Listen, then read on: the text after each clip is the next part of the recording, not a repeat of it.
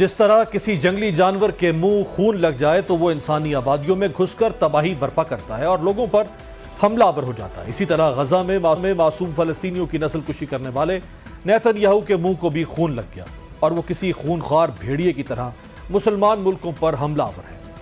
امریکی میڈیا نے اپنی ایک رپورٹ میں دعویٰ کیا کہ اسرائیل کسی بھی وقت ایران پر حملہ کر سکتا ہے اور اسرائیل نے ایران پر حملے کی پیشگی اطلاع امریکہ کو بھی کر دی ہے۔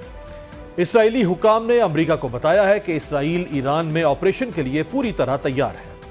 امریکی میڈیا کے مطابق ایران اسرائیلی حملے کے رد عمل میں ممکنہ طور پر عراق میں موجود امریکی سائٹس پر حملہ کر سکتا ہے، جس کے باعث امریکہ نے مشرق وسطیٰ میں موجود اپنے کچھ شہریوں کو فوری وہاں سے نکلنے کی ہدایت کی ہے۔ اس کے علاوہ امریکی محکمہ دفاع پینٹاگون نے فوجی خاندانوں کے اہل خانہ کو رضاکارانہ طور پر مشرق وسطیٰ چھوڑنے کا اختیار دے دیا ہے۔ گزشتہ روز امریکی وزیر دفاع نے بھی مشرق وسطیٰ سے اپنے غیر سفارتی عملے کے رضاکارانہ انخلا کی منظوری دے دی ہے۔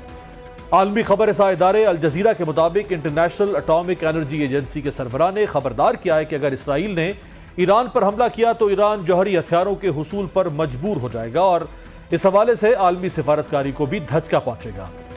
دوسری طرف یہ ظاہر ہو رہا ہے کہ نیتن یاہو کے جنگی عزائم کو تقویت دینے کے لیے عالمی ادارے بھی اسرائیل اور امریکہ کے دباؤ میں ہیں۔ ایک ایرانی اہلکار نے امریکی اخبار نیو یارک ٹائمز کو بتایا کہ ایران کے سینئر فوجی اور حکومتی عہدیداروں کے پاس ملک کی جوہری تنصیبات پر اسرائیلی حملے کا جواب دینے کے لیے ایک ٹھوس منصوبہ ہے۔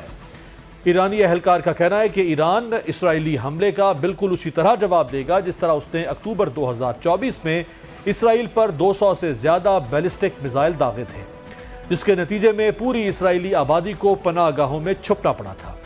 دوسری ایرانی قیادت نے اسرائیل کی دھمکی پر اسے سخت جواب دیا ہے۔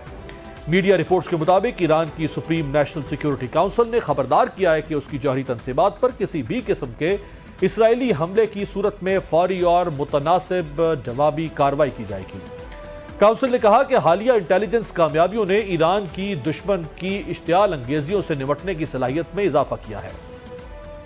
یاد رہے کہ گزشتہ دنوں ایران کے سرکاری ٹیلی ویژن نے یہ خبر نشر کی تھی کہ ایران نے ایک بڑی انٹیلیجنس اسٹرائک کے ذریعے اسرائیل کی حساس جوہری دستاویزات حاصل کر لی ہیں، جن میں اسرائیل کے جوہری منصوبوں اور تنصیبات سے متعلق ہزاروں دستاویزات بھی شامل ہیں۔